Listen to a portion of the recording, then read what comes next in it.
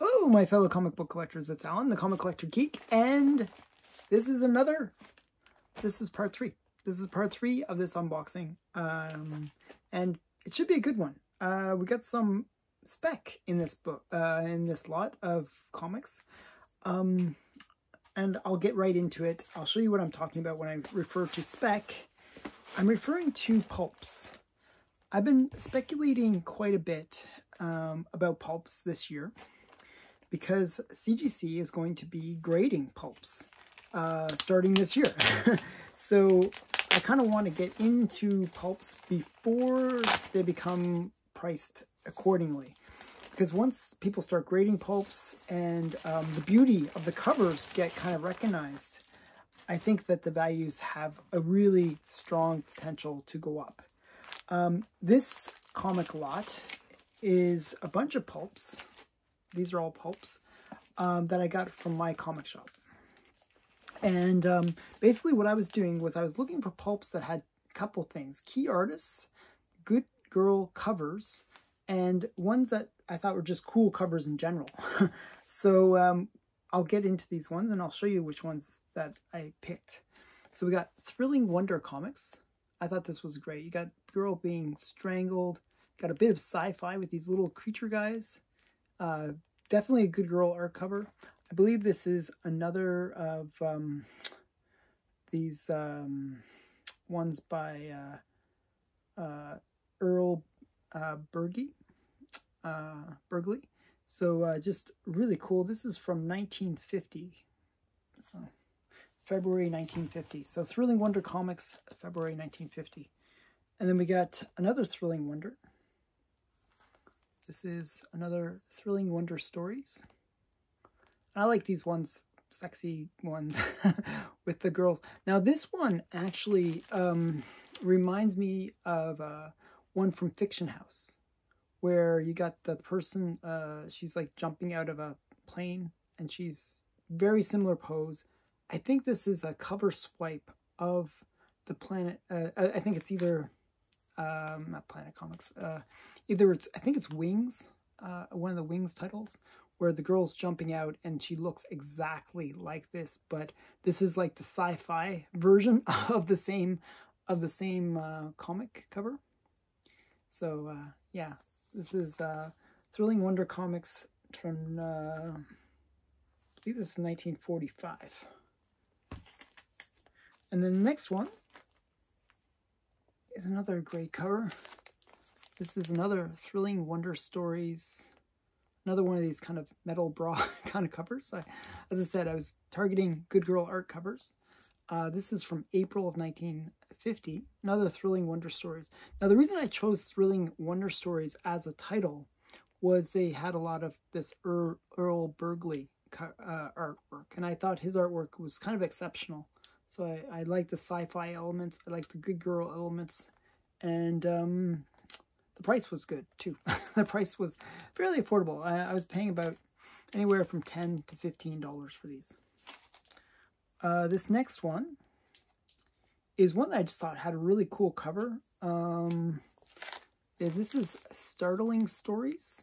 I just like so another thing that I was doing in order to speculate, and whether I'm going to be right or wrong, I don't know. Like, is pure speculation. But at least I'm buying things that I love. So I'm buying what I love. I did a big video on that. But I'm buying kind of in a savvy way. And I'll tell you what the savviness is that I'm using to determine which books I buy and which ones I pass on. This one, the reason I picked it is it has a lot of the same elements that I would look for in a cool comic cover. It has like a little demon dude or the devil dude. Has some hair pulling. which is always like one of those things that actually increases the value in comics. And then it has a good girl, has this weird kind of brain contraption going on in the guy. And it also has a war bond thing, which is interesting. So those are the elements that I was looking for. So these different classic elements that would normally, if it was in a comic, would make it a much more expensive comic. This is from, I believe, from 1940 something. I'm not sure. Like, if it's war bonds, it's probably in the 40s, right?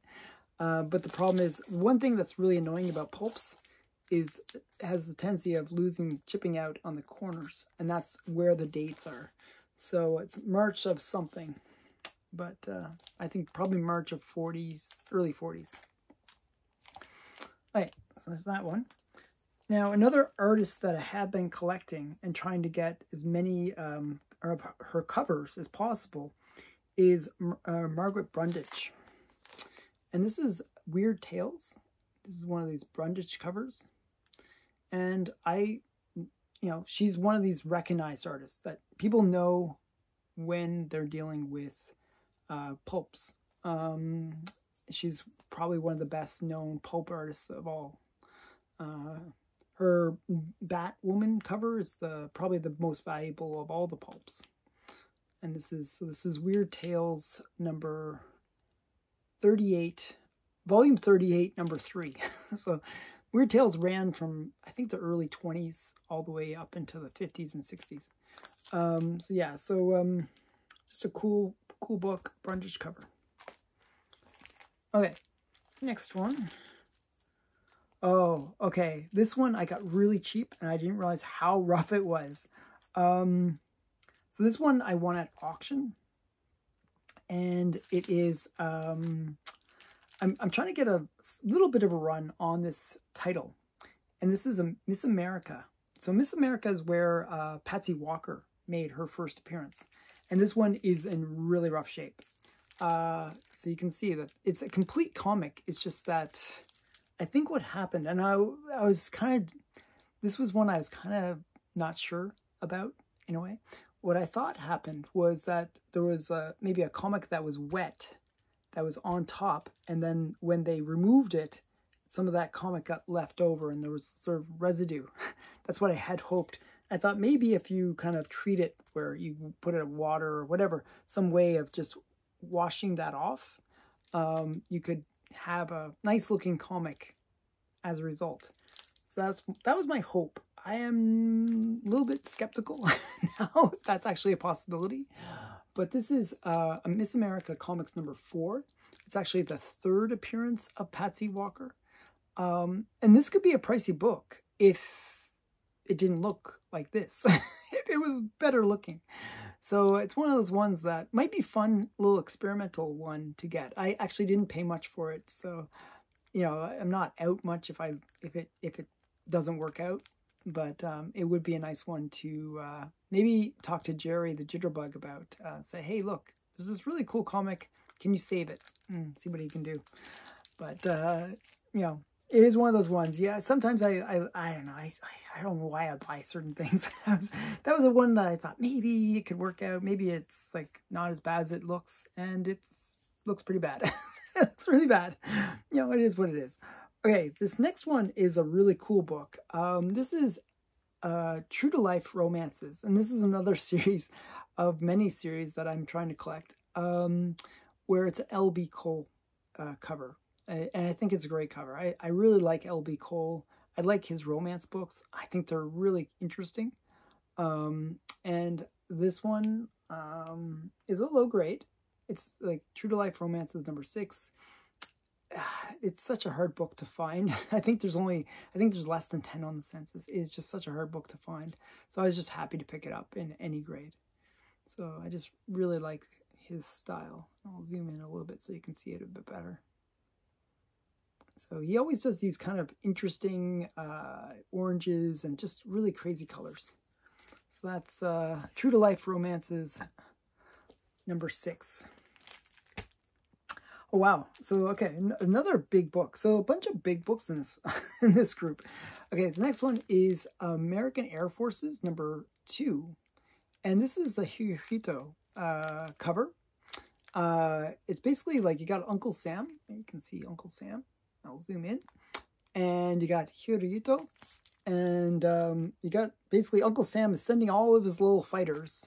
And they're basically swarming over this giant Hirohito, and almost like flies, and he's like trying to like shoo them away, but they're just too many, and it's overwhelming him, and it's just such a cool cover. I've been wanting this one for a while, and I finally found one at a reasonable price every time I try to get this book, it's always some crazy price. So this one was actually at a good price. Yeah, I'm quite happy with it. So there's that one. Okay, next one. Okay, another pulp. This is another Brundage, another Weird Tales. So this is Weird Tales, volume 37, number 1. I'm not sure what year that would be. So I guess, okay, so I now know when Weird Tales ran from. Weird Tales ran from 1923 to 1954. So that's how you can know what the years are. Okay, so 1923 to 1954. So this is probably from the early 40s. So Weird Tales. Very cool book. Very cool. I like these, you know, sea creature ones. Not quite the Good Girl art cover that I was telling you that I chase after, but I do go after good artists, and I go after, I actually like dragons. So I kind of like this one for that reason. Okay, and we got one more. Oh, this is kind of interesting. So in the previous video, I showed another book from this series, and I always like to get the first book of a series if I'm going to get any book from a series. I don't know. It's a thing I like to do. But this is Spider-Man Super Stories number 1. It's just the first in the run. I actually read a few of these just to see what they're like. They're designed for kids. So they're actually very simple reading. It's a very quick read. You can read this in like a couple minutes. It's kind of like modern comics, actually. Modern comics nowadays don't have very much wording. They're very simplified. But these books were very similar like that. They were very simple, easy to read. You could read it very quickly. And they were designed for young readers. So this is Marvel Comics Spider-Man Super Stories number 1. And they partnered with Electric Company. If you're not familiar with Electric Company, they're kind of like Sesame Street for older kids. So this was kind of designed to help readers learn to read. Young readers learn to read, I should say. Okay. So I was doing a video with Mark where we were talking about books that we're specking on. And the one that I actually recommended was Planet of the Apes. And I thought, you know, there's a Planet of the Apes movie coming. There's a lot of nostalgia for Planet of the Apes. And I kind of thought Planet of the Apes is kind of a cool title. And I'm nostalgic towards it. I always like Planet of the Apes. And what I found was there was a couple of these magazine covers that were actually kind of cool. And I kind of liked them. So this is not a key, but it is a cool cover. And I just liked it. So you got Planet of the Apes number 21. And there's nothing special about this book. It's not a key. I just like the cover. The girl's kind of sexy. Her dress is all ripped. She's got this crazy ape. Who knows what he's going to do? He looks like he's about to like whack her with the, with the rifle. She's showing a lot of cleavage. I just think it's a great cover. I just like it. So it was like $5.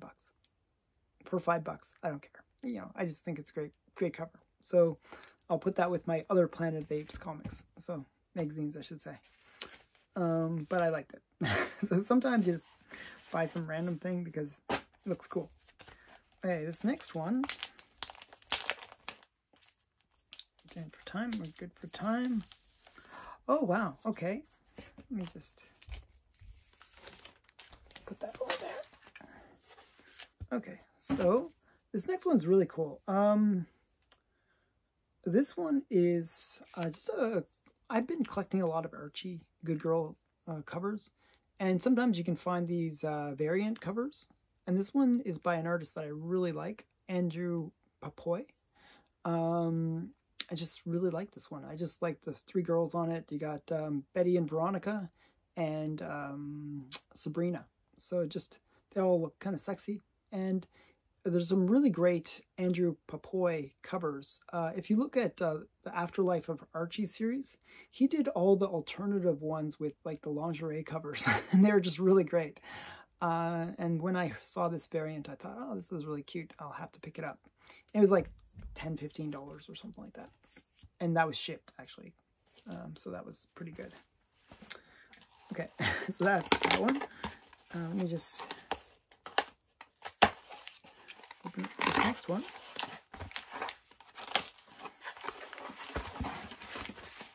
Okay. Sometimes, like, I think, oh, it's going to be really quick to show this book. And then it's, like, buried under 20 different layers. This one, I removed one layer. Now it's under 2 more layers. How am I going to get this one out? Okay, let me see. This one is not. Sometimes people overpack. Like, sometimes I complain, oh, they didn't pack it very well. And then other times they pack it too well. That's what this is. But this one's a really cool book. Oh my goodness. I can see what it is now. It's a really cool book. I mean, if I can get it out, it'd be really great.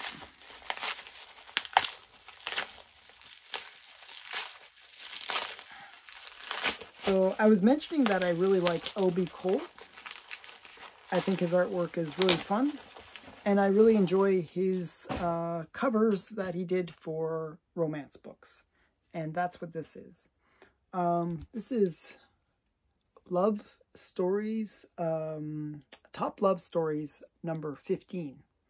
And this guy right here reminds me of James Dean. So if you can see that, I don't know. I feel like that looks like James Dean. I like covers that have fire on them. I always like these kind of flames, and if they make the flames look really cool, I like that. I just think this is a cool cover. Not really sure what's going on here. You got the castle in the background with a knight in shiny armor. I don't know what that's all about. And then you got this kind of like 60s looking couple. This is actually from the 40s or 50s, but they kind of remind me of the 60s almost. Like the kind of greaser look. Well, actually that's 50s. Yeah, that's 50s. But yeah, it's like so many things going on. Like, that's the great thing about L.B. Cole. His covers, when you first look at it, oh, you see the couple. That's, you know, the first thing you see. But if you start looking at the cover, you realize there's actually a lot more going on. You got also a second couple here where they're like having a campfire, and there, as I said, there's the weird thing up there. There's just so many things going on beyond that first impression. And I just love that about L.B. Cole stuff. So that's why I bought this one. I just thought it was really great. Got a good deal on it too, so I was quite happy. And I'm getting a pretty impressive L.B. Cole collection as a result of picking up all these things. I have probably over like maybe 200 to 300 L.B. Cole covers in my collection now. Okay, so the next one, oh, this is, so we go from L.B. Cole, then we go down like a whole bunch of notches. This one is just a silly one. I don't know why I bought this one, but I forgot what I saw, where I saw this, and I just thought, oh, why not? It was like $3 shipped. $3 shipped. This is Climax #1. It's an adult comic. I forgot the reason where I saw this and what it was relevant to, but I just thought, hey, why not? It's like silly thing, but yeah, I bought it. Okay. Sometimes I buy really awesome books, and sometimes I don't. And that was one of the ones that's maybe not so awesome. But yeah, you never know. It might be good. Okay. Okay, so this is a really interesting one. This is Rabbit Comics, and I have no idea what Rabbit Comics is, but I received something from them, and I have no idea what. I don't remember buying something from Rabbit Comics, but thank you for your order. And then they give me this QR code where I can get 20% off my next order. So that's nice.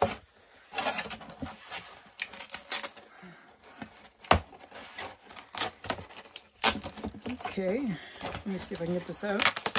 Oh, wow, okay. So this is like one of those eBay vendors where if you don't pay attention who sold it to you, you're like, oh, Rabbit Comics, who's that?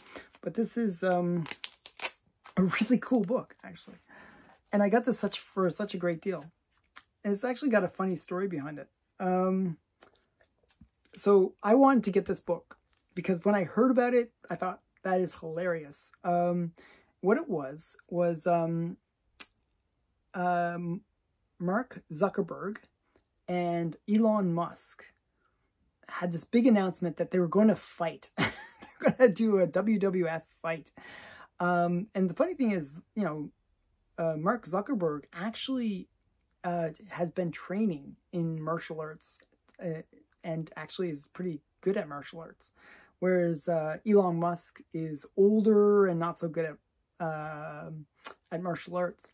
So it'd be a really funny fight. But, you know, Elon Musk, you know, he's like all about free speech, and Zuckerberg is kind of a bit of a puppet, bit of a puppet guy. You know, so it's just one of those ones where silly event, and they made a comic about it. Elon Musk versus Zuck. And it was like a Comic-Con exclusive. I forget which Comic-Con. New York Comic-Con exclusive. So this book, actually, people were selling it for about $100. I was like, no way am I paying $100. But I thought, hey, maybe I'll pay $50. You know, half what everyone else wanted for it. So this one guy had it for $65. Okay, or best offer. So I was like, will you accept $50? And he's like, no. I'm like, why have best offer if you're not going to accept it? And then, so after him, like me trying and trying to get this one guy to accept $50, somebody else had it for $50 or best offer. So I was like, oh, I'll put $35. And they accepted. So I got it for $35. So I got it even cheaper. So the right book had to find me. So, and this is actually a better grade too. So yeah, just a really nice, funny comic. I love these historical comics, like where it's a moment in time. You know, 50 years from now, will anybody think this is cool? I don't know, but I think it's cool.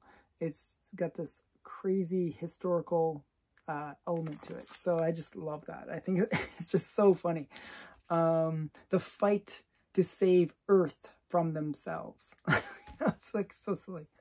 Okay, let's get it. Just a few more.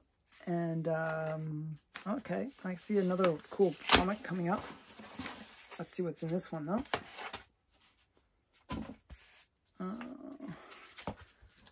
This one, hopefully. I'm always scared when it requires cutting. Okay, I did that well. Okay, this is an interesting one. I am a minority in terms of the things that I like sometimes. So there was a recent, what's her name? The Widow, not Black Widow, Madam Web. It's like trying to think of all the Widow's spidery things. Madam Web, a movie trailer that came out. And a lot of people panned it because it looked silly, it looked cheesy. I actually didn't mind it. I thought it would look cool. I like movies that have like kind of these butterfly effects or you know, time, you know, travel-y kind of elements to them, or things where people have premonitions of the future. I like that stuff. I think it's fun. So I actually liked the trailer. I thought it was okay.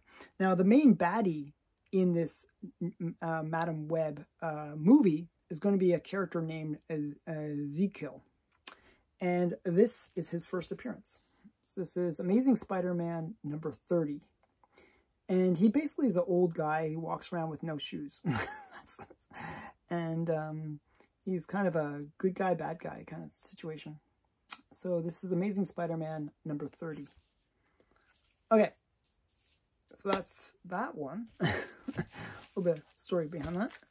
Okay, next is one that I showed actually in a previous part of this unboxing. And I was telling you, oh, this one's actually a different size. It's interesting.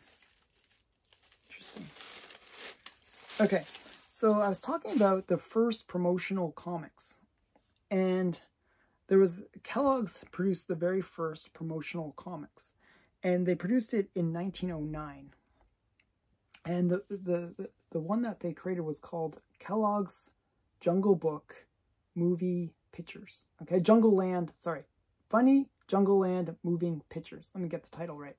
And this was produced in 1909. It's really, this one's a little rough, but you can tell it's a first print because it has the little old woman who lived in the shoe on the back. That's how you can tell the first prints. The first prints all had this on the back.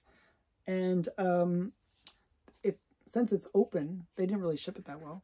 I'll show you what it looks like inside. And it was a very simple book. There's not much to them. But basically it's like a thing like this.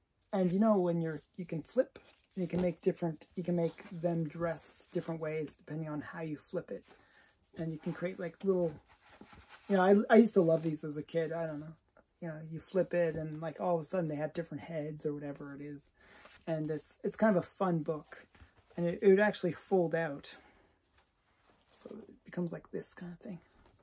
And kids could play with it. And, you know, from 1909, like it's over 100 years old. And it's the very first promotional book. So kind of fun. And that's it. So I hope you enjoyed this video. If you did, please give me a thumbs up. And think about subscribing to the channel, telling everyone you know to subscribe to the channel. And thanks again. Bye for now.